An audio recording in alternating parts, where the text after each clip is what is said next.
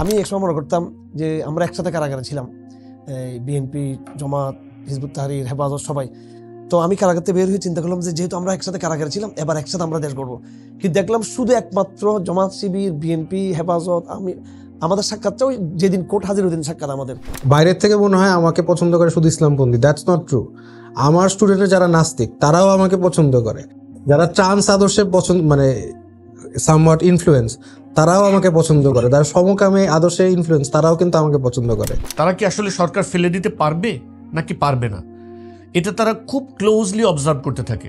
Observe করতে গিয়ে যখন তারা একেবারে দেখে যে হ্যাঁ এখন তারা সরকার ফেলে দিবে, তখন ওই পাওয়ারগুলো সামনে এসে তাদের পক্ষ অবলম্বন করে। আপনি দেখবেন just before 1 week or 1 month হয়তো তারা এই গভর্নমেন্টের সাথে ক্লোজলি অ্যালাই ছিল, তাদেরকে তারা সাপোর্ট করতেছিল, কিন্তু মুহূর্তে তারা ভুল পাল্টে জনগণের নেবে। ডোনাল্ড ট্রাম্প যে আসছে এটা আমাদের জন্য বা মানে ইন্টারন্যাশনাল পলিটিক্সের জন্য খুবই ভালো। তখন তার সাথে ইহুদিবাদের যে একটা সম্পর্ক, যেমন নাকি তিনি গতবার ক্ষমতা আসার পর আল কুদুসকে তিনি রাজধানী করছিলেন, ইসরায়েল এবং ভারত যুক্ত বাংলাদেশের বিষয়টা নিয়ে। তো এখানে আসলে আমেরিকান পলিসিটা কি হবে স্টেট ডিপার্টমেন্টে সেটা মনে বড় বেটার না, কিন্তু যারা আমেরিকার যারা মাল্টিপেস্টেড ইহুদিরা তারা আসলে কি প্ল্যানটা করতেছে এটা। আপনি তরুণদের প্রতি কি মেসেজ রাখবেন? তরুণদের প্রতি আমি মেসেজ না দিয়ে আমি এখানে শায়েক আছেন ওনাকেই আমি মেসেজটা দিতে চাই। সেটা আমরা এই যে একটা অভ্যুত্থানের মধ্য দিয়ে গেলাম, এটা তো আমাদের জন্য একটা, এই প্রজন্মের জন্য একটা নতুন এক্সপিরিয়েন্স। এইটার আপনার মূল্যায়ন বা এটা যে ঘটলো, এটার কারণটা কি ছিল? আমাদের সাথে যে আচরণটা হয়েছে, যে বিশ্বাসঘাতকতা টাইপের যে একটা বিষয় আমরা দেখতেছি, যে অর্থাৎ আন্দোলনটা কিডন্যাপ হওয়ার মতো বিষয়, তো এটা আসলে 47 থেকে দেখে আসছে। এই যে ত্রিমুখী একটা আধিপত্যের যে আমরা মুখোমুখি, এই জায়গায় যদি আমরা একদম রাষ্ট্রবিজ্ঞানের বাস্তবতার জায়গা থেকে বা রসুল হাসানের যে সিরতের জায়গা থেকে সব শত্রুর সাথে আমরা তো একসাথে ফাংশন করতে পারবো না। এর মধ্যে তুলনামূলক কারা আমাদের একটু কম শত্রু বা তুলনামূলক বেশ শত্রু, এর মধ্যে ক্যাটাগরি কি করা যায় কিনা, বা করা গেলে এই রাষ্ট্রগুলো কে হতে পারে।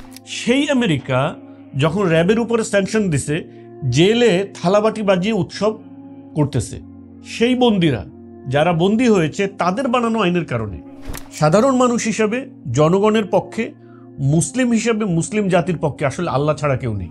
তো এই যে তরুণদের রক্তের সাথে বারবার বেইমানি করা হচ্ছে, তো এটা যেন না করতে পারে এবং আলটিমেটলি যেন তাদের যে আশা আকাঙ্ক্ষা তামান্না এটা যেন হয়, এই জন্য তরুণদের প্রতি আপনাদের বার্তা কি?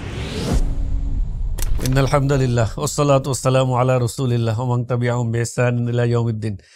আজকের আমরা এই যে আসলে একটা এইভাবে যে বসতে পারছি, আমি আল্লাহর শুকরিয়া আদায় করি যে এটা একটা সময় কারণে এটা বসতে পারছি, আর তাদের জন্য দোয়া করি যাদের কারণে আজকে আমরা আসলে এভাবে বসতে পারতেছি একসাথে। আল্লাহ তাদের ভুল ত্রুটি ক্ষমা করে তাদেরকে জান্নাতুল ফিরদাউস নসিব করুন। সেটা আমরা এই যে একটা অভ্যুত্থানের মধ্য দিয়ে গেলাম, এটা তো আমাদের জন্য একটা, এই প্রজন্মের জন্য একটা নতুন এক্সপিরিয়েন্স। এইটার আপনার মূল্যায়ন বা এটা যে ঘটলো, এটার কারণটা কি ছিল এবং এটা ঘটার পরে আমাদের এক্সপেকটেশনটা কি, আমরা আসলে কি চাচ্ছি এবং আমাদের চাওয়া, আমাদের পাওয়া, এর মাঝে আমাদের গ্যাপ কতখানি, কিংবা আমাদেরকে আলটিমেটলি আমরা যা চাই জাতি হিসেবে আমাদের যে ব্যবস্থা হওয়া উচিত সেটার থেকে আমরা আসলে কত দূরে, এই সম্পর্কে যদি আপনার একটা সংক্ষিপ্ত মূল্যায়ন বলতেন আমাদেরকে। আসসালামু আলাইকুম রহমতুল্লাহ বরকাতু। আলহামদুলিল্লাহ ওয়া সালামুন আলা ইবাদিল্লাযিনা ইসতাফা, মা বাদ। আউযু বিল্লাহি মিনাশ শাইতানির রাজিম। বিসমিল্লাহির রহমানির রহিম। রব্বানা আতিনা মিন লাদুনকা রাহমা ওয়া হাইয়্যি লানা মিন আমরিনা রাশাদা। সাদাকাল্লাহুল আযীম। তো ভাই, যে বিষয়টা আজকে তুলে ধরলেন আমাদের সামনে, সেই বিষয়কে সামনে রেখে আমার প্রথম যেটা প্রতিক্রিয়া এবং অনুভূতি সেটা হলো, এই পরিবর্তনটা হয়েছে তরুণদের হাত ধরে। আর তারুণ্যকে আল কোরআন কারীমের পার্সপেক্টিভ থেকে আমি বলতে চাই যে কোরআন কারীমে খুব গুরুত্বের সাথে তারুণ্যকে প্রমোট করা হয়েছে। আমি যে দোয়াটা পড়েছি এখন সূরাতুল কাহফের একদম শুরুতে প্রথম পৃষ্ঠায় লেখা আছে, বলা আছে রব্বানা আতিনা মিন লাদুনকা রাহমা। সেখানে আল্লাহ পাক তাদেরকে ফিতিয়া অর্থাৎ তরুণ হিসেবে আল্লাহ পাক ওই যুবকদেরকে আল্লাহ উল্লেখ করেছেন। এবং যে ইব্রাহিমকে জাতির পিতা হিসেবে কোরআন স্বীকৃতি দিয়েছে, সেই ইব্রাহিম সম্পর্কেও যখন নাকি তার বিরুদ্ধে এলিগেশন আসলো যে উনি মূর্তিগুলো ভেঙে দিল, এই করলো সেই করলো, এবং পুরো সেই সময়ের ফেসিস্টরা যখন তার বিরুদ্ধে দাঁড়িয়ে গেল, সামাজিক ফেসিস্ট এবং পলিটিক্যাল ফেসিস্টরা, তখন তাদের আলাপচারিতার মধ্যে এটা আসছিল যে সামিনা ফাতান ইউজকারু ইয়াকালু ইব্রাহিম, যে একজন আমরা তরুণকে চিনি, সে এই আমাদের তার নাম ইব্রাহিম। আল্লাহগুলো সম্পর্কে কথা বলতো হ্যাঁ। এবং তাকে ইব্রাহিম নামে ডাকা হতো। এইভাবে হযরত মুসা আলাইহিস সালামের যে ঐতিহাসিক ঘটনা, সেখানেও কোরআনে কারিমে এক তরুণের কথা আছে। এই যখন নাকি মুসা আলাইহিস সালাম ওনার যে খাদ্য হারিয়ে ফেলছিলেন, পরে যখন ক্ষুধা লাগলো, এরপর সেই পরিপ্রেক্ষিতে হযরত খিজিরের সাথে তার সাক্ষাৎ হলো। তো সেই মুসা আলাইহিস সালামের সফর সঙ্গী যিনি ছিলেন তিনি ইউশা বিন নুন, এবং যার হাত ধরেই বাইতুল মুকদ্দাসে প্রথম ইসলামী খেলাফত প্রতিষ্ঠার প্রেক্ষাপট তৈরি হয়। ইউশা বিন নুন মুসা ইসলামের নেতৃত্বকে বনী ইসরাইল তো অবজ্ঞা করছিল, তার নেতৃত্বে জিহাদ করেনি। পরবর্তী ইউশা বিন নুন সে ঝান্ডা ধরেছিল। তো এর ধারাবাহিকতায় আরো যেটা আমরা দেখতে পাচ্ছি, আমাদের নবী সাল্লাল্লাহু আলাইহি ওয়াসাল্লাম 40 বছরের পুরো তারুণ্য নিয়ে তিনি দ্বীনের কাজ করেছেন। এবং একটি চমৎকার হাদিস রয়েছে, হাদিসটি হলো নসিরতু বিশ-শাবাব ও আযানি শুয়ুখ, যে কুরাইশের বিরুদ্ধ লোকরা আমাকে কষ্ট দিয়েছে আর তরুণরা আমাকে সাহায্য করেছে। আর কোরআনে কারিমে হাদিস শরীফে যে 7 প্রকার ব্যক্তিকে আরশে ছায়া দেওয়া হবে কিয়ামতের দিন, প্রচন্ড গরম হাসপাস থাকবে পুরো মানব জাতি, সেখানে যে 7 প্রকার ব্যক্তি যারা ছায়া পাবে, তার মধ্যে ন্যায়পরায়ণ বাদশার পরে বলা হচ্ছে শাবুন নাশা ফি ইবাদাতিল্লাহ। তো তারুণ্যের সাথে ইসলামের, তারুণ্যের সাথে কোরআনের, তারুণ্যের সাথে সিরাত রাসূলের, মদিনা রাষ্ট্রের যে প্রথম যে গোড়াপত্তন যাকে দিয়ে হয়েছিল, সে মুসআব বিন উমাইরের কথা বলি, সাদ বিন আবি ওয়াক্কাসের কথা বলি, হযরত আলীর কথা বলি, সব দিক থেকেই মানে ইসলামের সাথে তারুণ্য একেবারে আঙ্গাঙ্গিভাবে জড়িত। কারণ তারুণ্যের মন হচ্ছে নিষ্কলুষ মন, তাদের চেতনা নিষ্কলুষ, তাদের মধ্যে কনস্পাইরেসি নাই, তারা নিবেদিত। আবু সাঈদ আলহামদুলিল্লাহ আমরা এবং আবরার ফাহাদ, এরা ছিল তারুণ্যের পথিক এবং ইসলামী তারুণ্যের পথিক। তো এই বাংলাদেশটা আসহাবুল ইয়ামিন আলহামদুলিল্লাহ। তো এই তারুণ্য থেকে, তারুণ্যের মাধ্যমে যে পরিবর্তন আসছে বাংলাদেশে, এখানে আমি স্পেসিফিক্যালি 3টা শ্রেণী আমি নিজে ক্যাটাগরি করছি তরুণদের মধ্যে। প্রথমে তো এবারে কলেজ বিশ্ববিদ্যালয়ের ছাত্ররা এগিয়ে আসছে এই সংগ্রামে, তরুণ ছেলেরা। তারপরে এই যুব সমাজের মধ্যে যারা তরুণ তারা এগিয়ে আসছে, এরা জেনারেল শিক্ষিত। এর মধ্যে দ্বিতীয় ধাপে যারা ছিল তারা ছিল মাদ্রাসা ছাত্ররা, তারাও ছিল তরুণ। এবং এই তরুণদেরকে উদ্বুদ্ধ করার পিছনে আপনাদের নিশ্চয় সবার কন্ট্রিবিউশন ছিল। আমাদের আসিফ মাহতাব তো সরাসরি মাঠে নেমেছিলেন এবং কলেজ ভার্সিটির ছাত্ররা তাকে আইকন মনে করে। আর আমি কিন্তু এই একটু পর্দার আড়াল থেকেই ব্যাপকভাবে তরুণদেরকে নামাতে সক্ষম হয়েছিলাম, যেটা কিন্তু হয়তো ওইটা স্বীকৃতি পাই নাই এই সময়ে। আমাদের স্বীকৃতি তো দরকার নেই আমাদের, কিন্তু এটা বিশেষ করে চট্টগ্রাম হাটাজারি বোর্ডে, যেটা একদম আমাদের প্রাণকেন্দ্র, ওটাকে কেন্দ্র করবো। ঢাকাতেও সব জায়গায় আমরা মোটামুটি আমাদের ডাকে আমরা অপ্রত্যাশিত সাড়া পেয়েছি তরুণদের পক্ষ থেকে। তৃতীয় একটা জেনারেশনকে তরুণদের মধ্যে এটা কৃতজ্ঞতার সাথে স্মরণ করতে হবে। এবং যারা ছিল এই পরিবর্তন একদম টার্নিং পয়েন্ট, সেটা হলো সেনাবাহিনীর তরুণ প্রজন্ম। এই বিপ্লবকে চূড়ান্ত পর্যায়ে নিয়ে নেওয়ার পিছনে তাদেরই আসলে ভূমিকাটা, ইয়াং অফিসার যারা, এবং তারা এটা আমার কাছে তথ্য আছে, এবং তারা একটা পর্যায়ে আমাদের সাথে যোগাযোগ করছিল তারা। তো তারা যে একটা স্ট্যান্ড নিল যে আমরা এই ফেসিবাদের পক্ষে, আমরা মাঠে জনগণের বিপক্ষে যাব না, অফিসারদেরকে আমরা সাহায্য করবো না, এবং তারা বললো আমরা গুলি করবো না। আমরা তখনই কিন্তু ওয়াকার সাহেব বা যারা যে এলিট তন্ত্র যেটা, বা আমরা অফিসার তন্ত্র, যেটা একটা সংস্কৃতি বহু বছর ধরে বাংলাদেশ চলছে, সেটা অকার্যকর হয়ে গেল। তো এই 3টা তারুণ্যের শক্তি, জেনারেল শিক্ষিত তারুণ্য, এরপরে কওমি তারুণ্য, এরপরে ইয়াং অফিসার, এই 3 তারুণ্যের মধ্য দিয়ে কিন্তু এই পরিবর্তনটা আসছে। এটা আসলে বিশুদ্ধ একটা তরুণদের একটা বিশুদ্ধ আন্দোলন, বিশুদ্ধ আন্দোলন। তো এটা চালিকা শক্তি ছিল একটা বৈষম্য বিরোধী অবস্থান। তো আমরা আলটিমেটলি এই গণঅভ্যুত্থান পরবর্তী যে বাংলাদেশ, সেখানে সেই বৈষম্য বিরোধী অবস্থানের মানে উপরে কতটা অটল থাকতে পারছি আমরা দেখতেছি। যে আসিফ মাহতাব ভাই, সে প্রথম শিক্ষক হিসেবে আন্দোলনে নেতৃত্ব দিল, যখন কোনো শিক্ষক সামনে আসার সাহস করে নাই। তারপরে রাইট, এবং অনেক তারুণ্য ইসলামের যে এসেন্স এটা দিয়ে উদ্বুদ্ধ ছিল, শাহাদাতের একটা তামান্না তারা বুকে ধরে মাঠে নামছে। কিন্তু আমরা গণঅভ্যুত্থান পরবর্তী বাংলাদেশে দেখতেছি নানা রকম তন্ত্র মন্ত্রের জয় জয়কার, এবং যারা ইসলামকে ধারণ করতেছে তাদেরকে একটা সাইড করার প্রবণতা। তো এটা তো আসলে, এটা কি গণঅভ্যুত্থানের স্পিরিটের সাথে সামঞ্জস্যপূর্ণ কিনা? এটা আসলে একটা কথা আছে যে আরবিতে এবং ইংলিশেও আছে, সেটা হলো ইতিহাস তাকে পুনরাবৃত্তি করে, ইতিহাস নিজেকে আবার রিপিট করে, ইতিহাস আর তার এবং কোরআন কারীম আছে ওয়াতিল কালায়াম দারুবিন নাস, ইতিহাস বারবার হয়ে আসে। আমাদের সাথে যে আচরণটা হয়েছে, যে বিশ্বাসঘাতকতা টাইপের যে একটা বিষয় আমরা দেখতেছি, যে অর্থাৎ আন্দোলনটা কিডন্যাপ হওয়ার মতো বিষয়, তো এটা আসলে 47 থেকে দেখে আসছে। 47-এ আমাদেরকে বলা হলো যে ব্রিটিশকে তাড়িয়ে আমরা পরিপূর্ণ ইসলামী মূল্যবোধের একটা পাকিস্তান, একটা নতুন প্রজেক্টের নতুন এক্সপেরিমেন্ট এবং আধুনিক বিশ্বের নতুন ইসলামিক এক্সপেরিমেন্ট, যেটা নতুনভাবে একটা ইসলামের প্রকল্পকে হাজির করবে এবং ওই প্রকল্পের মধ্য দিয়ে বিশ্ব ধীরে ধীরে আধুনিক মডার্ন ইসলামের দিকে এগিয়ে যাবে। কিন্তু সেখানে আমাদেরকে হতাশ হতে হয়েছে এবং পুরো পাকিস্তানের এই পর্যন্ত ইতিহাস একটা ये হতাশার- सिर्फ सियासी धोखा है। যে ধোঁকা হ্যাঁ, হুম। এটা একটা হতাশার জায়গা। এরপর 71 সালে টোটালি 71 সালের এই আন্দোলনটা আমার চাচা ফারাদ ইসলাম চৌধুরী, আমার বাবার বয়সে তিনি 1 বছর ছোট ছিলেন, বাবার চাচা তো ভাই। তো উনি তো নির্মমভাবে তাকে মুক্তি বাহিনীর হাতে সরি আপনার পাকিস্তানি বাহিনীর পাকিস্তান বাহিনীর হাতে তাকে শহীদ হতে হয়েছে এবং তিনি গ্রেপ্তার অবস্থায় শহীদ হয়েছেন। তো তারা তো কেউ সেকুলারিজম প্রতিষ্ঠার জন্য কেউ জান দেন নাই, রক্ত দেন নাই। সেই সময়ে এই আদর্শিক আলাপগুলো সেকুলারিজম জাতীয়তাবাদ এটা বা- যারা মাঠ পর্যায়ে যারা এসে জীবন জি, দিছে, তারা তো আসলে এইসব তন্ত্রমন্ত্রের সাথে তাদের কোনো জানতেনই সম্পর্কই না। ছিল না। যেমন আমি আমার পরিবারের কথা বললাম, আমার চাচার কথা বললাম, তিনি তো কখনোই কথা বলেন না যে আমরা Secularism এর জন্য জীবন দিছি। সেকুলারিজম প্রতিষ্ঠা করব। সেই সময় আন্দোলনটা কিডন্যাপ হয়েছে। এরপরে এই আপনার স্বৈরাচার আসাদ বিরোধী যে আন্দোলন যখন হয়, সেটাও মানুষের একটা অধিকার জায়গা ছিল, সেটাও কিন্তু আন্দোলনটা অন্য জায়গায় আবার পুরোপুরি সফল হতে পারেনি। তার ধারাবাহিকতায় এবারও আন্দোলন, আমি বলবো না যে পুরোপুরি এটা কিডন্যাপ হয়ে গেছে, অলরেডি এখনো সম্ভাবনা আছে, এখনো আমরা আসার জায়গায় আমরা আছি এখনো। তবে এটা আংশিকভাবে সেটা আংশিক কিডন্যাপ হয়ে গেছে অলরেডি, আংশিক বা 50% বা তার চেয়ে বেশি এটা চিন্তা হয়ে গেছে আন্দোলনটা।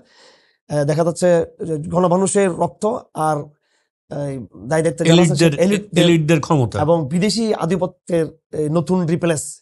আগে ভারতীয় আধিপত্য ছিল, এখন সেই জায়গায় পশ্চিমা আধিপত্য রিপ্লেস করেছে এবং ইতিমধ্যে ভারতীয় আধিপত্যের আইকন হিসেবে আমরা এখানে কি জানতাম। ব্যাপারটা এরকম ঘটছে কিনা যে মূলত দক্ষিণ এশিয়াতে আপনার আমেরিকান আধিপত্যের স্থানীয় যে এজেন্ট ছিল আপনার ইন্ডিয়া, কিন্তু তারা বাংলাদেশকে ডিল করার ক্ষেত্রে দেখছে যে ইন্ডিয়া এফিসিয়েন্টলি ডিল করতে পারে নাই বাংলাদেশকে, বরং পরিস্থিতি আস্তে আস্তে খারাপের দিকে যাচ্ছে, যে কারণে তারা নিজেরা এঙ্গেজ হয়ে বাংলাদেশকে কন্ট্রোল করার দিকে চলে গেছে, যে তাদের এজেন্ট মূলত দেশকে সঠিকভাবে নিয়ন্ত্রণ করতে পারছে না যেভাবে এফিসিয়েন্টলি করা দরকার। এই কারণে এখন তারা নিজেরা এঙ্গেজ হয়েছে যে কন্ট্রোল করতে। কিন্তু এখানে একটা ব্যাপার দেখা যাচ্ছে, ঘুরে ফিরে আবারও সেই ইন্ডিয়ান এবং পশ্চিমা যে আধিপত্যবাদী যে ন্যারেটিভ, সেই ক্ষমতা একটা ভিন্ন অ্যাঙ্গেলে আবারও আপনার জেকে বসার একটা প্রবণতা দেখা যাচ্ছে। এটার কে আমরা কিভাবে 2014 সালে এই একটা ইংরেজি পত্রিকা, তখন আমি কারাগারে ছিলাম, কাশিমপুর কারাগারে কিছু পত্রিকা ঢুকতো, সেগুলো কিছু অ্যালাউ ছিল সরকারিভাবে, আর কিছু আমরা অন্যভাবে নিয়ে আসতাম পত্রিকাগুলো। তো সেখানে আমি ইংরেজিতে একটা আর্টিকেল দেখছিলাম, ভারতীয় তদন্ত সময়ের পররাষ্ট্রমন্ত্রী তিনি বলতেছিলেন যে ইন্ডিয়ান অবজারভেশন, ইন্ডিয়ান পর্যবেক্ষণ বাংলাদেশ সম্পর্কে, এটা আমেরিকাকে হেল্প করবে বাংলাদেশের সম্পর্কে। অর্থাৎ তখন তারা এই মেসেজটা দিচ্ছিল যে এই আমেরিকাকে কিছু করতে হলে সেটা ভারতের পার্সপেক্টিভ থেকে তাকে করতে হবে। মানে হলো 14 সাল দক্ষিণ পর্যন্ত- এশিয়ায় জি, আমেরিকাকে ভারতের চোখ দিয়ে দেখতে দেখতে হবে। হবে। এটা 14 সাল পর্যন্ত এই নীতিটা ছিল। 16 সালে এসে চীনের প্রেসিডেন্ট, আমার যতটুকু মনে পড়ে, তখন হয়তো আমি কারাগার থেকে বের হচ্ছিলাম বা এই মুহূর্তে আগে পরে, তো চীন বাংলাদেশে তার প্রভাবটা শুরু করে। তখন এটা আমেরিকা একটা নেগেটিভ একটা মেসেজ এখান থেকে নেয় যে ভারতকে আমরা দিলাম বাংলাদেশে খবরদারি করার জন্য, এবং ইন্ডিয়া তো চাইনিজ এটাকে আধিপত্য করতে পারলো না। তো তখন আবার আমেরিকা এবং ভারতের মধ্যে একটা স্বার্থের একটা দূরত্ব তৈরি হয়। তো পরবর্তীতে আরো বিভিন্ন ঘটনা প্রবাহ, যেমন আমেরিকার নীতিটা জিরো টলারেন্স নীতি না, আমেরিকা হলো একটা মডারেট ইসলামপন্থার কথা তারা বলে। এখানে তারা ইসলামপন্থীদের মধ্যে যারা তাদের সাথে সম্পর্ক রাখবে, কোনটি সম্পর্ক রাখবে, বা ইসলামের কিছু বিধান, জেহাদ ইত্যাদি বিধানকে যারা একটু ইগনোর করতে চায়, তাদের সাথে একটা তারা সম্পর্ক রাখতে চায়। এটা আমি স্পষ্ট বলতে চাই, আমেরিকা এরকম একটা ইসলামপন্থী মূল ট্র্যাডিশনাল ইসলামকে তারা জায়গায় স্পেস দেয়, মানে মূল ইসলামের খেলাফত ভিত্তিক শরীয়ত ভিত্তিক স্পিডটাকে আমরা কি এরকম ধরতে পারি যে ব্যাপারটা যে আমেরিকা এটা বুঝতে পারছে যে মুসলিম যে জনশক্তি, মুসলিম পপুলেশন বা মুসলিম জাতি, তাদেরকে যদি তারা সরাসরি তোমরা ইসলামে থাকতে পারবা না এই ধরনের মেসেজ দেয়, তাহলে তারা আরো দ্রুত বিদ্রোহ করবে এবং এটাকে তারা কখনো এস্টাবলিশ করতে পারবে না। তাহলে তাদেরকে মানে দমন করে রাখার একটা উপায় হলো সামরিক। এটা সবসময় এক্সপেন্সিভ এবং সবসময় ঝামেলাপূর্ণ, সহজ না। তৃতীয় হলো যে তাদেরকে এমন একটা ইসলামিক ফ্রেম দেওয়া হবে যে তারা মনে করবে তারা ইসলামের ভিতরে আছে, কিন্তু তারা মূলত আমেরিকান ফ্রেমেই থাকবে, ওয়েস্টার্ন ফ্রেমে থাকবে, যাতে করে আমেরিকান বা ওয়েস্টার্নদের যে স্বার্থ, তাদের যে সাম্রাজ্যবাদী স্বার্থ, সেগুলো বহাল থাকবে, তাদের অর্থ ব্যবস্থা বহাল থাকবে, তাদের সাম্রাজ্যবাদী স্বার্থ বহাল থাকবে। একই সাথে আমি একটা ফিলিং পাবো কেমন যেন আমি ইসলামের ভেতরে আছি, এমন একটা মডার্ন ইসলাম তারা আমাকে আমাদেরকে এমবিসি দাওয়াত দেওয়া হবে, ইফতার মাহফিলে, ইফতার মাহফিলে দাওয়াত দেওয়া হবে। আমি গিয়ে মনে করব আমেরিকান প্রেসিডেন্সিয়াল প্যালেসে দাওয়াত দেওয়া হবে ইফতারে, আমরা মনে করব যে প্যালেস জয় করে ফেলছি। আসলে আমরা তাদের ইকোনমিক সিস্টেম, তাদের ওয়ার্ল্ড ভিউ, তাদের ডেমোক্রেটিক সিস্টেম, এগুলোই আমরা এরপরেও মানে মেনে নিচ্ছি। এই জায়গায় তো ভারতের সাথে আমেরিকার একটা দূরত্ব হয়তো ছিল, যে ভারত যে জিরো টলারেন্স যে নীতি ভারতের, যেমন একদম ফাঁসি দিয়ে দেওয়া, ইয়ে বলে যুদ্ধাপরাধী বিচার নাম দিয়ে, এরপর ইসলামী দলগুলোর ভিতরে তাদের যে ফেসিবাদী যে নীতি, ওই জায়গায় আমেরিকা চাচ্ছিল যে এটা ইসলামকে আরো স্মার্টলি হ্যান্ডেলিং করা। যেমন আসিফ মাহতাব একবার কারোর সাথে ফোনে কথা বলছে, আমি পাশে ছিলাম, যে এখন যারা আসছে এরা তো আরো স্মার্ট, আরো বুদ্ধিমান শত্রুতার এজেন্ডা আছে। আগে যারা ছিল ইন্ডিয়ান শাহবাগী প্রকল্পের ফেসিজম, বাংলাদেশ হাসিনা ফেসিজম, সাংস্কৃতিক শাহবাগিজম, ইন্ডিয়ান আধিপত্যবাদ, সবটা মিলে তাদের মধ্যে একটা গুন্ডা বিভাগ ছিল, এতটা দক্ষতা, স্মার্টনেস। কিন্তু এখন যারা পশ্চিমা প্রকল্পের স্মার্টলি তারা হ্যান্ডেলিং করতেছে, এই জায়গায় আমেরিকা মনে করতেছে যে ভারত দক্ষ কারিগর না, ইসলাম কাদ মানব দক্ষ কারিগর আমরাই। ওই দিক থেকেও আমেরিকা তার চেয়ে একটু। তবে আমি একটা পজিটিভ দেই, ভাইব দেই, সেটা হচ্ছে ডোনাল্ড ট্রাম্প যে আসছে, এটা আমাদের জন্য বা মানে ইন্টারন্যাশনাল পলিটিক্সের জন্য খুবই ভালো। Because Donald Trump is a businessman. ওনার আসলে এই অন্য দেশের আইডিওলজিক্যাল যুদ্ধের জন্য কোনো ইন্টারেস্ট নাই। তার ইন্টারেস্ট হচ্ছে আমি আমার দেশকে কিভাবে ইকোনমিক্যালি ডেভেলপ করব। এখন তার ইকোনমিক ডেভেলপমেন্টের বাইরে যদি এখন ফর এক্সাম্পল ইসলাম বিরোধী কেউ কিছু করে, সেটার এগেনস্ট আমরা কিছু করি, তাহলে মানে ট্রাম্প অতটা কেয়ার করে না, এত বদার না সেটা।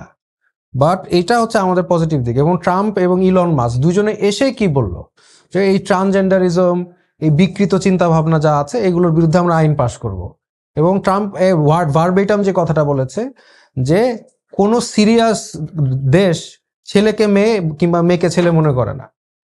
তা এখন আমাদের যে মূল সমস্যাগুলো ছিল, যে আগের রেজিমে, আমেরিকার আগের রেজিমে, তারা বিভিন্ন সময় তাদের টাকা দিয়ে তাদের $750,000 পুশ করেছে বাংলাদেশে এই ধরনের বিকৃত মনোভাব আইন পাশ করানোর জন্য। এটা কিন্তু পেইড বাই ওই ইউএসএইড বা এই ধরনের বন্ধু সোশ্যাল, এই ধরনের অর্গানাইজেশন দিয়ে তারা আমেরিকান ডলার দিয়ে সে আইন পাশ করাতো, টাকা খাওয়ায়। আইন পাস, বইয়ের মধ্যে গল্প, এটা কিন্তু একটা আমেরিকার টাকা এবং আদার্স যেগুলো ইউরোপের দেশে টাকার দাঁত যাচ্ছে তো কিছু এনজিওদের, এগুলো পুশ করার জন্য। ট্রাম্প কিন্তু, আমরা যদি ট্রাম্পকে বলি যে দেখো তোমার দেশের টাকা আমার এখানে ওয়েস্ট হচ্ছে, তুমি তোমার টাকা তোমার দেশে ইউজ করো, তোমার গরিব মানুষের খাওয়াও, কিন্তু ট্রাম্প কিন্তু তখন এইগুলোতে স্পেন্ড করবে না। যেটার কারণে আমি মনে করি একটা আশার বাণী আমাদের কাছে আছে। মানে হলো যে তার এখানে আইডিওলজিক্যাল মোটিভ নাই, মোটিভ কম থাকবে না, তা না, কম। পাশাপাশি এটা যদি আমরা আর একটু গ্লোবাল ইয়েতে যাই, তাহলে তার সাথে ইহুদিবাদের যে একটা সম্পর্ক, যেমন নাকি তিনি গতবার ক্ষমতা আসার পর আল কুদুসকে তিনি রাজধানী করছিলেন, সেই হিসেবে হয়তো বাংলাদেশের জন্য, তার জন্য বাংলাদেশের পারপাসে হয়তো কোন থ্রেট না থাকলেও, কিন্তু ওয়ার্ল্ড ভিউতে বিশেষ করে বাইতুল মুকাদ্দাসের যে একদম আমাদের যে ওখানে আসলে নাই, এটা তো বলা যাবে না। এটা আমেরিকার গোয়েন্দা, সমগ্র গোয়েন্দা কম হলো, কিন্তু বাইতুল মুকাদ্দাসে যেহেতু তিনি এক কদমে এগিয়ে দিলেন আমার আল কুদুসকে রাজধানী করে, আমার মনে হচ্ছে আবার তাকে আবার ইহুদিরা তাকে ক্ষমতায় আনছে এই জন্য কিনা যে পরবর্তী স্টেপ, যেমন থার্ড টেম্পল নির্মাণের যে একটা এখানে এত নিরাপদ ভাবা আর এখানে বাংলাদেশে তো যা কিছু হবে সেটা আমার যত সর্বোচ্চ তথ্য সেটা হলো, যতটুকু আমি আমার অ্যানালিসিস থেকে আমি বুঝতে পারছি যে ইসরায়েল এবং ভারত যুক্ত বাংলাদেশের বিষয়টা নিয়ে। তো এখানে আসলে আমেরিকান পলিসিটা কি হবে স্টেট ডিপার্টমেন্টে সেটা মনে বড় বেটার না, কিন্তু যারা আমেরিকা, যারা মাল্টিপেস্টেড ইহুদিরা, তারা আসলে কি প্ল্যানটা করতেছে, এটা হচ্ছে খুব ডিপ স্টেটের, আমেরিকার ডিপ স্টেটের, সেটা আলাদা, এটা টোটালি ডিফারেন্ট বিষয়। ওইটা এখন মানে তাদের যে প্ল্যান আছে, কিংবা এখন আপনি যেটা বললেন যে মানে প্যালেস্টাইনের যে ইস্যুটা, যেমন আমি একটু কথা বলি, জামাত ইসলামী নেতৃবৃন্দ আমরা বলছিলাম তারা তো নিজেদের খুব স্মার্ট ভাবে এবং তারা মনে করে খুবই ওনারা সব রাজনীতি বুঝেন। তারপর ওনাদেরকে বললাম যে আপনাদের নেতৃবৃন্দের ফাঁসির বিষয়টাতে স্টেট ডিপার্টমেন্টের বক্তব্যটা আমরা বুঝতেছি এরা ফাঁসির পক্ষে না, মানে একটা ক্যাপিটাল পানিশমেন্টের পক্ষে না, কিন্তু ওই জায়গায় আপনাদের কিছু লবিং আছে, বিএনপিরও আছে, সব রাজনৈতিক দলগুলো থাকে, একটা ইসলামী দল হেফাজত ইসলাম বড় দল হলে সেটারও একটা কূটনীতিক হয়তো বোঝাপড়া থাকতে হবে। স্টেট ডিপার্টমেন্টের একজন বড় দায়িত্বশীল ডগলাস মেকিং, তিনি আমাদের বাসায় গিয়েছিলেন কয়েকবার, এবং আমাদের সাথে একাধিকবার তিনি মিটিং করছিলেন বিভিন্ন কাদিন ইস্যুতে, আরো বিভিন্ন আন্তর্জাতিক বিভিন্ন ইস্যুতে।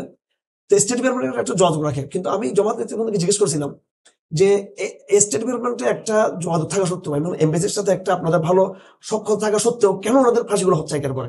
তখন ওনাদের কোনো নেতা কিছু বলতে পারেন। আমি তাদেরকে বললাম যে দেখেন, হাসিনার যোগাযোগ কিন্তু স্টেট ডিপার্টমেন্টের দুর্বল থাকলেও কিন্তু ডিপ স্টেটে ওই জায়গায় কিন্তু তার যোগাযোগটা বহাল আছে, জয় টয় ইত্যাদি অন্য নবীর মাধ্যমে। ওই জায়গায় কিন্তু ইসলাম বন্ধের কোনো অবস্থান নেই। এখন বাংলাদেশকে নিয়ে এমনি যে ফাংশনটা করবে, এটা তো শুধু স্টেট ডিপার্টমেন্টের ব্যাপার না, এটা ডিপ স্টেট যেটা আছে কিন্তু ওইটাও কিন্তু একটা বড় ফ্যাক্টর।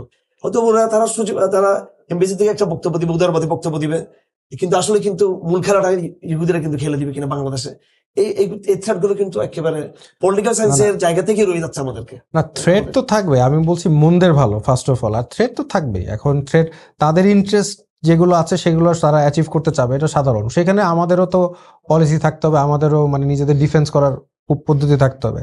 আর ইসরায়েলের বিষয় তো টোটালি সেপারেট। এই বিষয়ে মনে করেন ইউরোপ আমেরিকা সবাই একমত, প্যালেস্টাইন ধ্বংস করতে হবে। হ্যাঁ, তো এখানে কোনো বিতর্ক নাই। যদিও এখন আমেরিকায় ডোনাল্ড ট্রাম্পকে ক্ষমতায় বসানোর একটা মূল ভূমিকা রেখেছিল মুসলমানরা, যারা সারা জীবন, আমার ফ্রেন্ডরা আমেরিকা যারা আছে, যারা সারা জীবন ডেমোক্রেটদের ভোট দিয়ে আসছে, এইবার তারা ট্রাম্পকে ভোট দিছে। এইটা একটা পজিটিভ দিক, কারণ ট্রাম্প এই জিনিসটা আমলে নিবে এবং নিছে, যে আমার একটা ভোটার ব্যাংক এখন মুসলিমরা হয়ে গেছে, এখন আমি যদি কিছু না করি তাহলে কিন্তু সেই ভোটগুলো আবার লুজ করব। এবার আমি একটা প্রশ্ন করি আপনার কাছে, সেটা হলো এই যেহেতু আমরা কয়েকটা শক্তির মুখোমুখি, আমরা কয়েকটা আধিপত্যবাদী শক্তি, এই ভারত বিশেষ করে, এই ভারতের যেহেতু একবারে হিংসাত্মক জায়গা থেকে বাংলাদেশের প্রশ্নে, এরপরে আমেরিকার বিষয়, চায়নার বিষয়টা আছে, এই যে ত্রিমুখী একটা আধিপত্যের যে আমরা মুখোমুখি, এই জায়গায় যদি আমরা একদম রাষ্ট্রবিজ্ঞানের বাস্তবতার জায়গা থেকে বা রসুল হাসানের যে সিরতের জায়গা থেকে সব শত্রুর সাথে আমরা তো একসাথে ফাংশন করতে পারবো না। এর মধ্যে এই তুলনামূলক কারা আমাদের একটু কম শত্রু বা তুলনামূলক বেশি শত্রু, এর মধ্যে ক্যাটাগরি কি করা যায় কিনা, বা করা গেলে এই রাষ্ট্রগুলো কে কে হতে পারে? যেমন ধরেন এই তিনটার মধ্যে কোন একটাকে আমার আপাতত ফ্রেন্ড হিসেবে বেছে নিতে হচ্ছে, তাহলে কাকে দিব? বা এই তিনটার মধ্যে কাউকে আমার ফার্স্ট শত্রু হিসেবে কাকে দিব? এই বিষয়ে কি চিন্তা হতে পারে আপনাদের? এটা আমার প্রশ্ন। আমার ফার্স্ট অ্যান্সার হবে যে কারেন্টলি, একদম কারেন্ট প্রেক্ষাপটে আমার আমেরিকার যে ট্রাম্প, যে রিপাবলিকান, তাদেরকে আমাদের বন্ধু হিসেবে নিতে হবে, এই একদম কারেন্ট প্রেক্ষাপটে। কারণ তাদের এখানে একটা ইনভেস্টমেন্ট আছে, তাদের এখানে আছে, চীন আছে, বাট চীনকে খুশি করা ইজ ইজি। চীন ওদের ব্যবসার বিজনেস গুলো হলেই হবে। যেটা আমেরিকা আর চীনের সাথে আমাদের ডিপ্লোম্যাটিক রিলেশনশিপে যে প্রবলেম হয়, সেটা হচ্ছে আমেরিকা চাচ্ছে চীনকে মোকাবেলা করতে, তাকে স্ট্র্যাটেজিক্যালি ব্লক করতে সাউথ চায়না সিতে। তার এখানে পোর্ট দরকার, তার এখানে আধিপত্য দরকার। এখন এইখানে মেইনলি যেমন শেখ হাসিনা লাস্টের দিকে চীনের থেকে সাপোর্ট নিতে চেয়ে কিন্তু পায় নাই, কারণ সে সবাইকে খুশি রাখতে চাইছে। সো এখন আমরা চীনের সাপোর্ট যদি নেই, যেটা চীনের সাপোর্টের সবচেয়ে ভালো দিক হচ্ছে তাদের কোনো আইডিওলজিক্যাল ব্যাকিং নাই, ইচ্ছা নাই, দে ডোন্ট কেয়ার, এটা একটা পজিটিভ দিক। বাট আমি যদি এখন চীনের ফ্রেন্ডশিপ নিতে চাই, তাহলে আমার আমেরিকার এগেনস্টে যেতে হবে। আর আমেরিকার এগেনস্টে এই মুহূর্তে কোনো স্ট্যান্ড নেওয়া যাবেও না, এবং যাওয়াটা ওয়াইজও হবে না, কারণ এখন ট্রাম্প যেহেতু পাওয়ারে আছে, সেখানে আমাদের কিছুটা ফেভারে। আপনি তো এই মুহূর্তে আমেরিকাকে কি করবেন, বের করে দিবেন? এটা তো মানে প্র্যাকটিক্যালি প্র্যাগম্যাটিক্যালি পসিবল না। আওয়ামী লীগ মনে করছে আওয়ামী লীগের ফেভারে, আমরা আপনি বলছেন আপনাদের ফেভার, আসলে এখানে দুটো কনফ্লিকশন হয়ে যাচ্ছে এখানে। আমি আওয়ামী লীগের ফেভারে ছিল, বাট লাস্ট পর্যন্ত তো তার যখন আমেরিকার পতাকা নামায় দিল শেখ হাসিনা, এরকম কিছু কাজ করেছে। শেখ হাসিনা আমেরিকার ফ্ল্যাগ নামায় দিল এবং এগুলো তাদেরকে অফেন্ড করেছে, এবং তার জন্য তার যেখানে যেখানে একটা বিষয় দিয়ে আপনি বিষয়টাকে ডিফাইন করতে পারবেন না। এখানে আমেরিকা, ইন্ডিয়া, নানা ধরনের জিওপলিটিক্যাল ডাইনামিক্স আছে, কিন্তু বাংলাদেশের মুসলমানদের অবস্থা আপনি চিন্তা করেন, যে আমরা এত বড় একটা অভ্যুত্থান করলাম, এরপরেও কাঠামোগত ইসলাম বিদ্বেষ বা কোনো কিছু কিন্তু দূর হয় না। আমরা আজকে এখনো পর্যন্ত দেখতেছি যে আমাদেরকে আদারাইজ করার একটা প্রবণতা, যে কোনো সংস্কারে কোনো কিছুতে নামমাত্রভাবে টোকেন হিসেবে আমাদেরকে রাখতেছে। তো সেখানে জিওপলিটিক্যালি নানা রকম ডাইনামিক্স, রিলেশনশিপ চেঞ্জ, এগুলো থাকবে, কিন্তু আমাদের বাঙালি মুসলমানের যে এখানের মূল দ্বন্দ্বটা, ইসলাম বনাম আদার্স যে কাঠামোগুলো আছে, সেটার মূল দ্বন্দ্বটা যদি আমরা মানে জনগণের সামনে না রাখতে পারি, তাহলে কিন্তু আমাদের এই আলটিমেটলি আমরা তো মেইন স্ট্রিমেই নাই। আচ্ছা আমরা তো মেহেদী ভাই, আমি একটা নেগোসিয়েশনের জায়গাতেই নাই। ইম্পর্টেন্ট প্রশ্ন করি আপনাকে, সেটা হচ্ছে যে এই যে সংস্কার, সংবিধান সংস্কারের যে ইয়েটা, তাদের মধ্যে আলেমদের কোনো রিপ্রেজেন্টেশন আছে? দেখেন এখানে সবকিছুতেই মানে ইসলামকে রাখা হয় জাস্ট টোকেন হিসাবে, যে ইসলামকে একটু রাখলে জিনিসটা কিছুটা মানে মানে এটা হলো একটা গিয়ে- ভাইব দিয়া। আছে কিনা নাই, আলেম কমিটির মধ্যে কোনো আলেম আছে? কমিটির মধ্যে নাই, কোনো শুধু আলেম ডাকছে মতামত না, নেওয়ার জন্য। মতামত এটা তো কোনো কিছু হ্যাঁ, হলো এটা না। valid তার কিছু মানে না। নাই, রাইট নাই। তাহলে 95% বা 90%-এর উপরে একটা ইসলামিক দেশে, মুসলিম দেশে সংবিধান কি হবে সেখানে আলেমদের কোনো ভ্যালু নাই। ভাই এখানে ইসলাম এবং মুসলিম কোথায় আছে? আপনার উপদেষ্টা প্যানেলে একজন আলেম ঢোকানোর জন্য মানে নানা দিক থেকে ঠেলে একজন ঢোকাবে, তা ওরা বলছে যে ঠিক আছে আমরা দয়া করে একজনকে দিলাম। সংবিধান সংস্কারেও 2-3 জন আলেমকে ডাকছে যে জাস্ট একটা শো হিসাবে, তারা তারা কোনো নীতি নির্ধারণী পর্যায়ে নাই।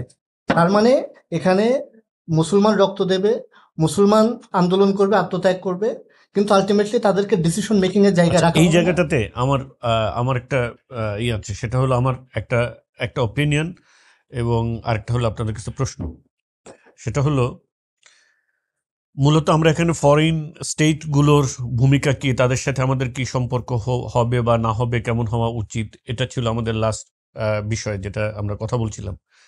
একটা বিষয় সত্য যে কোনো ফরেন স্টেট কখনোই সে আমার স্বার্থে কাজ করে না, সে সবসময় কাজ করে তার স্বার্থে। আচ্ছা, আমাদের এখানে একটা আন্দোলন চলতেছে, একটা আপনার ধরতে পারেন একটা অরাজকতা চলতেছে, একটা রাস্তার ভিতরে অস্থিরতা চলতেছে, তখন সে আসলে কিভাবে ভাবে? সে কি এইটা ভাবে যে এই দেশের ভিতরে একটা অস্থিরতা চলতেছে, জনগণের সাথে সরকারের দ্বন্দ্ব চলতেছে, সরকার জনগণের বিরুদ্ধে, সুতরাং সরকার জনগণের উপর জুলুম করছে, সরকার যেন এই জুলুমটা করতে না পারে, আমাদের উচিত তাদেরকে প্রতিহত করা জনগণের পক্ষ হয়ে? সে কখনো এইভাবে ভাবে না। সে ভাবে যে এই দেশের ভিতরে একটা অস্থিরতা চলতেছে, এই অস্থিরতাকে কাজে লাগিয়ে আমার কি কি স্বার্থ আমি এখন হাসিল করতে পারবো, এক। দ্বিতীয়ত, যখন কোনো দেশে কোনো অভ্যুত্থান বা কোনো আন্দোলন এরকম চলতে থাকে, তখন তারা অবজার্ভ করতে থাকে যে যারা আন্দোলন করতেছে এরা কি আসলে কি করতে পারবে, তারা কি আসলে সরকার ফেলে দিতে পারবে নাকি পারবে না। এটা তারা খুব ক্লোজলি অবজার্ভ করতে থাকে। অবজার্ভ করতে গিয়ে যখন তারা একেবারে দেখে যে হ্যাঁ এখন তারা সরকার ফেলে দিবে, তখন ওই পাওয়ারগুলো সামনে এসে তাদের পক্ষ অবলম্বন করে। আপনি দেখবেন just before 1 week or 1 month হয়তো তারা এই গভর্নমেন্টের সাথে ক্লোজলি অ্যালাই ছিল, তাদেরকে তারা সাপোর্ট করতেছিল, কিন্তু মুহূর্তে তারা ভুল পাল্টে জনগণের নেবে স্বার্থের কারণে। আপনি দেখবেন এটা হলো সাম্রাজ্যবাদীদের একটা পলিসি, নীতি, যে আপনার আইন, আপনার অ্যান্টি টেরোরিজম ল কারা করছে, কার prescription? It's American prescription, we know. সেই অ্যান্টি টেরোরিজম ল বাংলাদেশে কার্যকর হওয়ার কারণে হাজার হাজার আলিম ওলামা, সাধারণ মানুষ, ইসলামপন্থী মানুষরা, বিরোধী দলের রাজনৈতিক সবাই এটার দ্বারা সাফারার হয়েছে, তারা জেলে। সেই আমেরিকা যখন র্যাবের উপরে স্যাংশন দিছে, জেলে থালাবাটি বাজিয়ে উৎসব করতেছে সেই বন্দিরা, যারা বন্দী হয়েছে তাদের বানানো আইনের কারণে। তার মানে কি? তার মানে all the way they are celebrated, তারা সেলিব্রেটেড হচ্ছে। সো এখন তারা যখন দেখে যে কেউ সরকার ফেলে দিতে পারবে, তখন এসে তার পক্ষ অবলম্বন করে তারা, কারণ পরবর্তীতে তারা ক্ষমতায় আসবে, তাদের সাথে করতে। এখন এই জায়গাতে আমাদের যারা এই তরুণ সমাজ, তাদের একটা আন্ডারস্ট্যান্ডিং এর গ্যাপ থাকে যে ওরা মনে হয় আমাদের পক্ষে। অ্যাকচুয়ালি আমাদের পক্ষে যদি ধরি দুইভাবে, সাধারণ মানুষ হিসাবে জনগণের পক্ষে, মুসলিম হিসাবে মুসলিম জাতির পক্ষে আসলে আল্লাহ ছাড়া কেউ নেই। আল্লাহ ছাড়া আলটিমেটলি কেউ নেই। কোনো সাম্রাজ্য, কোনো শক্তি কখনো তারা আমাদের পক্ষে না, তারা আসলে তাদের পক্ষে। এখন আমরা এই অবস্থাতে, আমরা একটা অবস্থা দিয়ে অতিক্রম করেছি, কিন্তু আমরা আলটিমেটলি আমাদের মুক্তি এখনো হয় নাই। তরুণদের জন্য আপনাদের কি মেসেজ, যে আলটিমেটলি এই জাতির মুক্তির জন্য তরুণদের জন্য আপনাদের নির্দেশনা কি, গাইডলাইন কি, কিভাবে তার আলটিমেট মুক্তিটার দিকে বারবার তাদের রক্তের উপর দিয়ে যেন আপনার কায়েমি স্বার্থবাদীরা এভাবে তো হচ্ছে না, এভাবে হচ্ছে না। আমরা দেখতেছি বারবার রক্ত দিচ্ছে, জীবন বারবার তরুণরা রক্ত দিচ্ছে, সাধারণ মানুষ রক্ত দিচ্ছে, একটা কিভাবে আসবে? একটা মিথ্যা আইডিওলজি বারবার তাদের রক্তের উপর দিয়ে কায়েম হচ্ছে। তো এই যে তরুণদের রক্তের সাথে বারবার বেইমানি করা হচ্ছে, সো এটা যেন না করতে পারে এবং আলটিমেটলি যেন তাদের যে আশা আকাঙ্ক্ষা তামান্না এটা যেন হয়, এই জন্য তরুণদের প্রতি আপনাদের বার্তা কি? এটা তরুণদের প্রতি আমাদের বার্তাটা আসলে এটা এই অত্যন্ত একেবারে মানে রিয়েলিস্টিক জায়গা থেকে, বাস্তবতার জায়গা থেকেই, মানে যেটা একদম ফ্যাক্ট, এটা আসলে আত্মসমালোচনার জায়গা থেকে বলতে হচ্ছে। এটার জন্য তারুণ্যেরও কিছু দায় আছে এবং প্রধান দায়টা তাদের, যেহেতু তারা বারবার প্রতারিত হচ্ছে, তাদেরকে এই ধুকে দেওয়া হচ্ছে, তাদের আন্দোলনটাকে কিডন্যাপ করা হচ্ছে, এটা তারা দেখতেছে, বুঝতেছে, কিন্তু তারা কি কাঙ্ক্ষিত সমন্বয় তারা কি করতেছেন? যেমন ধরুন আমি যদি একদম স্পষ্ট বলি, এই ধরেন আসিফ মাহতাব ভাই এখানে আছেন, তার বাসায় কয়জন সমন্বয় ছাত্র নেতা গিয়েছেন তার বাসায়, তার সাথে সমন্বয় করছেন। তারা ছাত্ররা আন্দোলন করছে 2-3 মাস, কিন্তু আমরা 17 বছর এই সরকারের বিরুদ্ধে আমরা আন্দোলন করছি এবং 5 বছর আমি কারাগারে ছিলাম। আমি আবার 3-3বার জি আপনার ছিলেন, সবাই যারা আছে মোটামুটি সব ভিকটিম, সবাইকে। তো অথচ আমরা একটা তারুণ্যের, আমি নিজে ব্যক্তিগতভাবে যেমন আপনারা যারা আছেন, একটা বিশাল বিশাল একটা তরুণ প্রজন্মের আমরা প্রতিনিধিত্ব করি এবং তাদের সাথে আমরা সম্পৃক্ত। কিন্তু এই ধরেন আমাদের যারা এই আন্দোলন, যারা স্টেক হোল্ডার ছিলেন, সেখানেও তো আমরা অঘোষিত পার্টিসিপেশন ছিল আমাদের একদম লাস্টে, তাদের বিগত 1.5-2 মাসের আন্দোলনে। এর আগে তো আমাদের 17 বছর সংগ্রাম ছিল, কিন্তু তারা তো কোনো কার্য সমন্বয় করে নাই। এইভাবে তাদের নিজেদের মধ্যে সমন্বয়ের সমস্যা আছে। এরপরে বিভিন্ন ইসলামী দলের যে ছাত্র সংগঠনগুলো আছে, সেগুলো পরস্পর সমন্বয়, তো এটা আসলে টোটালি একটা আধিপত্যবাদ বিরোধী, ফিজিবাদ বিরোধী যে শক্তি, যেগুলো এদের মধ্যে আসলে কোনো সময় সমন্বয় ছিল না। যেমন ধরুন, এটা আমি শুধু তরুণদের ব্যাপারে বলবো না, আমি একসময় মনে করতাম যে আমরা একসাথে কারাগারে ছিলাম, বিএনপি, জামাত, হিজবুত তাহরীর, হেফাজত, সবাই। তো আমি কারাগার থেকে বের হয়ে চিন্তা করলাম যে যেহেতু আমরা একসাথে কারাগারে ছিলাম, এবার একসাথে আমরা দেশ গড়বো। কিন্তু দেখলাম শুধু একমাত্র জামাত, শিবির, বিএনপি, হেফাজত, আমাদের সাক্ষাৎটাও যেদিন কোর্ট হাজির ওই দিন সাক্ষাৎ আমাদের, এর 1 ঘন্টা আগেও সাক্ষাতের পর 1 ঘন্টা সাক্ষাৎ। যেমন ধরুন আমির হোসেন মাহমুদ, উনি আমার কেস পার্টনার, ওনার সাথে কখন আমার 10 মিনিটের জন্য কোনো কথা হয় না বাংলাদেশকে নিয়ে। শাহাদত সাহেব, আপনার যিনি এখন মেয়র চিটাগাং বিএনপির, কখনো তার সাথে কথা হয়নি। বিএনপিতে আমাদের আত্মীয়রা আছেন, তারও জেল কেটেছেন, আমরা জেল কেটেছি, কোনো আলাপ হয়নি। এবং আরো দুঃখজনক কথা, আমি হেফাজতের নাম ধরে বলতে চাই, হেফাজত যখন পুরো তরুণ টিম পুরো একসাথে আমরা কারাগারে ঢুকলাম, একদম এক ব্লকে আমরা ছিলাম, আমাদের সব ভাইরা, হেফাজতের মামুন সাহেব, সাহাবত হোসেন রাজি, জমাদাল হাবিব সাহেব এবং আরো পুরো তরুণ লিডার। তখন আমি এটাকে একটা আল্লাহর প্রতি একটা আশীর্বাদ হিসেবে নিয়েছি যে আলহামদুলিল্লাহ, যে ঐক্যটা আমাদের বাইরে ছিল না, এখন সে ঐক্যটা হবে। তো সেটা ওখানেও কিন্তু আমরা কোনো কার্যকর ডায়লগ আমরা পরস্পর আমাদের মধ্যে হয় নাই, কারাগারে বাইর হওয়ার পরও কিন্তু আমাদের মধ্যে সমন্বয় নেই। তো এটা আমি একবার আমার অভিজ্ঞতার জায়গা থেকে বলতেছি, আমার দুঃখজনক অভিজ্ঞতা, যে আসলে আমাদের মধ্যে সমন্বয় নেই। আমাদের যে ভুল ত্রুটি আছে এটা ট্রু, বাট এই ভুল ত্রুটি ওভারকাম করে তরুণদের মধ্যেই তো আমাদের আশা আকাঙ্ক্ষার জায়গা।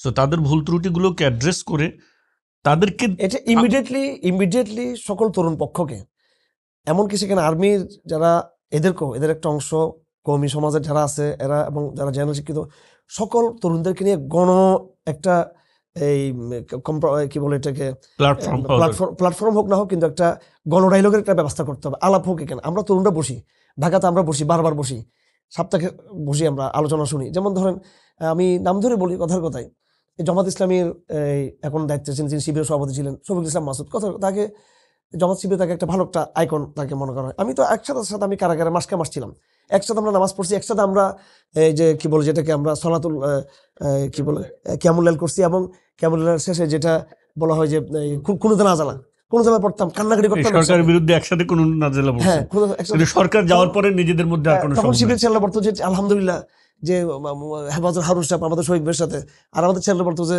শহীদ ভাইয়ের সাথে, কিন্তু তার সাথে বাইরে কখনো একবার আমার মনে হয় সাক্ষাৎ হয় না। আমি স্পষ্ট বলছি কথাগুলো। তো আল্লাহ সুযোগ করে দিচ্ছেন আমাদেরকে, কিন্তু আমরা সেই সুযোগগুলোকে সামনে আপনার মনে করেন, ধরেন বাংলাদেশের পার্সপেক্টিভে বারবার তো এরকম হচ্ছে, কিন্তু আসলে ইসলাম আসবে কোন পথে? ইসলাম আসার জন্য এই যে নিজেদের যে সমন্বয়হীনতার যে জায়গাগুলো, এরপর আমি লিডারশিপের কথা বলি। এখন এটা বলতে আমি হতাশ হয়ে আর বলার বাদ দিয়েছি, আমার কথা বলি, জমাবদ্ধতার কথা বলি। তো এই জিনিসগুলো রাসূলুল্লাহ সাল্লাল্লাহু আলাইহি ওয়াসাল্লাম আমাদেরকে প্রিন্সিপাল দিয়ে গেছেন, মৌলিক প্রিন্সিপাল দিয়ে গেছেন, মূল কথাগুলো বলে গেছেন, আস্তম্বত হওয়ার কথা বলে গেছেন, নতুন করে কিছু আর এখানে বলার নাই। তো আমরা যতক্ষণ পর্যন্ত আমাদের মধ্যে পারস্পরিক সমন্বয় এবং একটা লিডারশিপের জায়গা, এখানে আপনি একটা কথা বলছেন, আপনার কথার জায়গাতে একটা বড় গ্যাপ আমি খুঁজে পাচ্ছি। সেটা হলো, যেমন ধরেন আপনি বলেছেন যে আপনি বিএনপির লোকদের সাথে আপনি একসাথে ছিলেন, জামাতের লোকদের সাথে আপনি একসাথে ছিলেন, আপনি হেফাজতের লোকদের সাথে একসাথে ছিলেন, বিভিন্ন লোকদের সাথে একসাথে ছিলেন, কারণ বের হয়ে আপনি আর একসাথে হচ্ছেন না। এইখানে গ্যাপটা কি আসলে এক হওয়া হলো দুই রকম এক হওয়া। একটা হলো আপনার বস্তুগতভাবে এক হওয়া, অর্থাৎ জেল আপনাদেরকে এক করছে, আদর্শ কি আপনাদেরকে এক করছে, মানে এখানে এই গ্যাপটা রয়েছে কিনা, যে আদর্শিক কোনো গ্যাপ আছে, যে গ্যাপ মূলত বাহিরে আপনাদেরকে এক করছে না, এরকম কোনো ব্যাপার আছে কিনা? একটা আদর্শিক আমাদের তো মিল আছে এক জায়গায়, যে আমরা সামগ্রিকভাবে আমরা ভারতীয় আধিপত্যের বিরুদ্ধে, সেই জন্য আমরা কারাগারে গিয়েছি, জমাত সাফারার হয়েছে, বিএনপি সাফারার হয়েছে, বিএনপিকে ফুল বিএনপির একাংশ, বিএনপি চেয়ারপারসন সহ এবং তারজিও সহ, এবং এন্টি ইন্ডিয়ান জি ইউনিটি বলা হয়। কিন্তু এই জায়গা তো আমাদের মধ্যে একটা আদর্শিকতার জায়গা তো ছিল আমাদের মধ্যে, এবং আমরা আবার এন্টি সেকুলারিজম, অর্থাৎ যেটা একদম কট করে, যেটা একবার, অর্থাৎ বিএনপিও সেকুলার শক্তি, কিন্তু যেটা শাহবাগী যে সেকুলার, ওই চেতনার বিরুদ্ধে তো আমরা তো একটা চেতনায় ঐক্যবদ্ধ।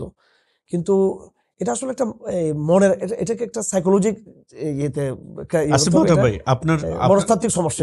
আপনার কোনো মেসেজ ইউথদের কাছে, যে এই যে আপনি ইউথদেরকে সামনে থেকে লিড করছেন, তাদের সাথে মাঠে আপনি ফিজিক্যালি প্রেজেন্ট ছিলেন, তো এই যে এই পরবর্তী অবস্থাতে আপনার কি মনে হয় যে ইউথরা সত্যিকারভাবে, এখন আমাদের ভিতরে তো মানে রিয়েল কোনো পরিবর্তন রাষ্ট্রের কিছু আসলে ওরকম কিছু দেখা যাচ্ছে না, দেখা যাচ্ছে ওরকম কোনো পরিবর্তন, মানে ফান্ডামেন্টাল পরিবর্তন তো কিছু হয় নাই। সো আপনি কিন্তু আমাদের ভালো থাকার জন্য এই জাতির, এটা যদি আপনি বাংলাদেশিদের কথা বলেন বা মুসলিম জাতির কথা বলেন, যেভাবেই বলেন না কেন, জাতির পরিবর্তনের জন্য, যে পরিবর্তন সত্যিকারভাবে তাদেরকে দুনিয়াতে এবং আখিরাতে মুক্তি দেবে, সেই পরিবর্তনের দিকে যাওয়ার জন্য আপনি তরুণদের প্রতি কি মেসেজ রাখবেন? তরুণদের প্রতি আমি মেসেজ না দিয়ে, আমি এখানে শায়েক আছেন, ওনাকেই আমি মেসেজটা দিতে চাই, বা শায়েকদের সবাইকে। সেটা হচ্ছে, দেখেন মানে শায়েকরা যে অনেক সময় অনলাইনে বক্তব্য দেন, ভিডিও দেন, এটা দিয়ে আমাদের অনেক লাভ হয়। এখন লাভটা হয় কাদের? লাভটা হয় আমার মতো যারা একটু সেন্টার আছেন, যারা আমরা ভালো পথে যাইতে চাই, ওনারা যখন কথা বলে তখন এটা আমরা মানে উৎসাহিত হই, গুনার থেকে একটু দূরে যাই শুনে আর মনে হয়। But there is a huge chunk of the people যাদের কাছে ফেসবুক অ্যালগোরিদম ওটা যায় না, তাদের কাছে আমাদের আলেম সমাজের আসলে বা একটু কথা বলার বা একটু চেষ্টা, আমার মনে হয় এখানে এটা আরো ইনক্রিজ করা দরকার। আমি কি আপনার কথাটাকে যদি আমি ধরতে পারি, তার মানে হলো যে আমাদের কথাবার্তা একটা নির্দিষ্ট সার্কেলের মধ্যে ঘুরতেছে, রাইট? এর বাইরে একটা হিউজ চাঙ্ক অফ পিপল বাইরে রয়ে গেছে, যাদের কাছে আমাদের কথাগুলো যাচ্ছে না। দুইটা কারণে, একটা হলো ফেসবুক অ্যালগোরিদম, অথবা আমাদের যে হালাকা তারবিয়া গুলো হয় ওগুলো একই লোকজন। তাহলে এটা বাইরে যে তরুণরা রয়ে গেছে তাদের কাছে যাওয়ার উপায় কি? না, এখন মেইন স্ট্রিম যেগুলো ইউনিভার্সিটি আছে, ইউনিভার্সিটিতেও একটা যাওয়া হচ্ছে স্কলারদের জায়গা। তখন আমরা কি আলেমদেরকে স্কলার ধরছি না? ওরা কি পড়াশোনা করে নাই? অবশ্যই করছে। তাহলে ওখানে তাদের স্পেস নাই কেন? ওখানে অন্যরা সবাই বিভিন্ন বিষয় নিয়ে বক্তব্য দিতে যায়, এমনকি আমরা দেখেছি যে ট্রান্সজেন্ডার নিয়েও বক্তব্য দিতে গেছে। সেখানে আমাদের আলেমরা যে যাচ্ছেন না কেন বা পুশ করছেন না কেন যে আমাদেরকে দিতে হবে? যাচ্ছেন না কেন, নাকি একটা ট্যাবু বানিয়ে রাখা হয়েছে? ব্রেক ইট আপনারা করেন।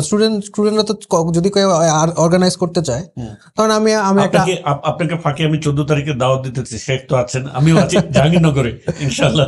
তো ওইখানে বিষয়টা হচ্ছে না, আমি তো বক্তা না আসলে, বক্তা না, আপনি থাকবেন, এটাও তরুণদের জন্য উৎসাহের ব্যাপার না। বাট ওইটাই আর কি, যে এখন ধরেন তাদের কয়েকটা স্টুডেন্ট ধরেন আপনাদেরকে ইনভাইট করলো, ধরেন কোনো ইউনিভার্সিটি বললো যে না যাবে না, তখন আপনারা প্রতিবাদ করেন, হোয়াট ডু ইউ মিন যাবে না, কি রিজনিং দিচ্ছেন? অন্যরা যদি যায় আপনারা আলেমদেরকে নিবেন না কিসের জন্য ইউনিভার্সিটিতে? আর অনেকে বলবে যে এটা তো আর মানে রিলিজিয়ন প্রিচ করার জায়গা না। একটা ইউনিভার্সিটিতে যে কনসার্ট হতে পারে, ওয়াই নট রিলিজিয়ন প্রিচ করার জায়গা এটা? আর বিদেশে বিভিন্ন ইউনিভার্সিটি দেখবেন, আলেমরা যায় তো, বক্তব্য দেয় তো, বিদেশে আমেরিকায় যায়, ইউকেতে যায়, বাংলাদেশে কি এমন হয়ে গেল? মানে হলো যে এইখানে এরা একটা রিলিজিয়নকে, যেটা ছিল সবচেয়ে highly top most intellectual matter, সেইটাকে তারা মানে একটা ট্যাবু বানিয়ে ব্যাকডেটেড করে রাখার একটা ভাইব তৈরি। সেটার মধ্যে আমরাও কন্ট্রিবিউট করেছি না? আমরা কি কখনো রিচ আউট করার চেষ্টা করেছি? আমরা কেন সাপোর্ট দিয়েছি জেনারেলদেরকে? কতখানি দিয়েছি আমরা?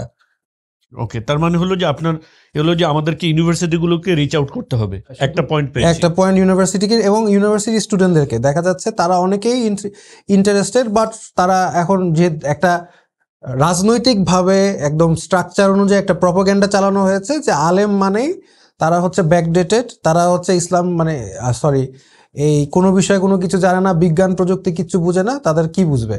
এই ধরনের মাইন্ডসেট তারা লালন করে, এবং লালন করার পিছনে কারণ আছে, কারণ হিস্ট্রিক্যাল কারণ আছে, এবং প্রপাগান্ডা প্রচুর চালানো হয়েছে আওয়ামী লীগের আমলে। দে আর ভিকটিম অফ দ্যাট প্রপাগান্ডা। হ্যাঁ, দে আর। তো এইটার জন্য আপনাদের সামনে দেখাতে হবে না যে no, we are also capable, we also have something to offer. এখানে কিছু এই আপনার ঘটনা আপনাকে বলতে হচ্ছে, সেটা হলো আমাদের দাওয়াতি যে প্র্যাকটিস, তার মধ্যে একটা বড় সাফল্য আমাদের, আমি আমার নিজের কথাই বলি যে আমাদের সাথে একটা ভালো সমন্বয় কিন্তু তরুণদের আছে। আমি যেটা বলছিলাম বৃহত্তর পরিসর সমন্বয় নেই, কিন্তু আমি নিজে কিন্তু দুটো শক্তিকে চট্টগ্রামের এক্সপেরিমেন্ট আমি বলতে চাই, এবং সেটা ঢাকাতেও মোটামুটি এবং বিভিন্ন দেশের ভিন্ন অঞ্চলে সেটা প্রভাব পড়তেছে। কওমি ধারার এবং জেনারেল ধারার আলম এরা সমন্বিত হচ্ছে। আমি যেখানে যাচ্ছি সেখানে আমার এমন কোনো অডিয়েন্স আমার নাই যেখানে একক শুধু আপনার এই শুধু আলেমদের বা একক শুধু জেনারেল। তবে এটাও ট্রু, আসিফ ভাই যেটা বলেছেন, এটা অ্যাকচুয়ালি এটা চেঞ্জ হচ্ছে, এটা ন্যাচারালি এটা চেঞ্জ হচ্ছে, ইমপ্রুভ হচ্ছে। এটা একটা সময় পর্যন্ত ওই ট্যাবুটা ছিল, এটা এখন অনেকটা ভেঙে যাচ্ছে। না, বাট আমি আরেকটু অ্যাড করি, সেটা হচ্ছে হ্যাঁ ভেঙে যাচ্ছে, বাট আলটিমেটলি আপনাদের কাছে যাচ্ছে কারা? আমাদের একদম ইউনিভার্সিটির মধ্যে যারা ইসলামপন্থী, বাট আপনার তো আর যারা ধরেন ফর এক্সাম্পল ট্রান্স আদর্শে সে মাইন্ড ব্রেন ওয়াশ হয়ে গেছে, সে নেটফ্লিক্স দেখছে, জন্মের পর থেকে নেটফ্লিক্স দেখছে। না, লিবারাল শ্রেণী দরকার নেই, যে যেতে চায় না সে দ্যাটস ফাইন, বাট যারা ধরেন জন্ম থেকে নেটফ্লিক্স দেখছে, তাকে বোঝানোই হয়েছে মানে প্রত্যেকটা নাটক, টিভি শো, কার্টুনে এই আদর্শ রাইট। তো আপনি যখন ইউনিভার্সিটিতে যাবেন, তারা আপনাকে বিরোধিতা করার জন্য হলো আপনাকে দেখতে আসবে। এইটা এখন আমি যদি আপনার পয়েন্টটা ধরতে পারি, মানে হলো যে ইউনিভার্সিটি থেকে যারা আমাদের কাছে আসতেছে তারা অলরেডি মোটিভেটেড লোকজনই শুধু আসতেছে, মোটিভেটেড।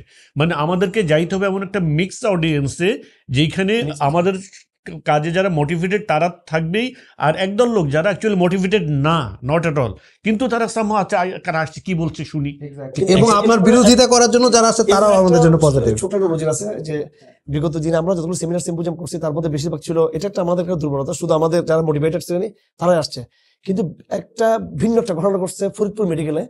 সেখানে আমি যখন গেলাম তখন তারা আমার আয়োজকরা বললো যে এখানে অডিয়েন্স আপনাদের ওই হাই প্রোফাইল বিশুদ্ধবাদে কথা নিতে পারবে না। আমি বললাম কেন? এখানে আমি প্রথম খুবই এরা মোটিভেটেড একটা বললো যে নাকি পুরো ইউনিভার্সিটি ভেঙে আসছে, এখানে সব ছেলেবেলা এখানে অর্ধেকে নামাজ পড়ানো পড়ার সময়। তখন আমি একটু খুশি হলাম যে নতুন একটা অভিজ্ঞতা এটা। তো আমি দাঁড়িয়ে কিন্তু আমার সিয়ালের প্রায় তো অনেকগুলো অনুষ্ঠান আমি গেলাম, এরপর আরো অনেকগুলো অনুষ্ঠান হলো। ঠিক আমি ওই নেগেটিভ বাদ দিয়ে আমি এই সিরতের জায়গা থেকে যে নেগেটিভটা একদম সবাইকে ইনক্লুসিভ আরো পারপাস অফ লাইফ, পার্টিকুলারলি এই জায়গাতে সবচেয়ে ওই জায়গাতে শুরু করছে এবং most relevant topic purpose of life. তো এটা একটা নতুন অভিজ্ঞতা ছিল, এটা খুব জরুরি এবং আমি আপনাকে ধন্যবাদ এটা এই বিষয়টা তুলে আনাতে।